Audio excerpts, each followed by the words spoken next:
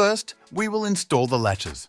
Insert the bottom latch into the hole, making sure the flat face of the latch is facing the exterior.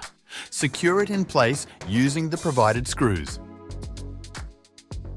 Now, insert the top latch, ensuring that the screw hole is positioned at the bottom. Then, secure it in place. Now, we will prepare the exterior panel.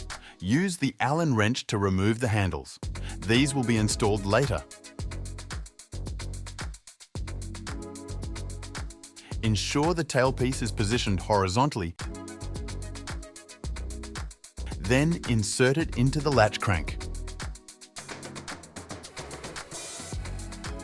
Once mounted, we will attach the spindle. Next, we will install the interior panel.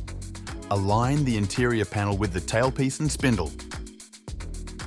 Secure it in place, leaving some room for adjustments if needed. Once adjustments are complete, fully tighten and secure the panel. Now reattach the exterior handle and secure it using the Allen wrench.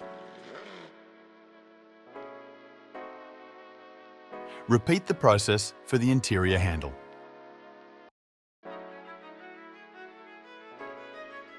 Lastly, ensure the lock operates smoothly by testing the handle and latch movement. And that's it! Your side plate lock is now successfully installed.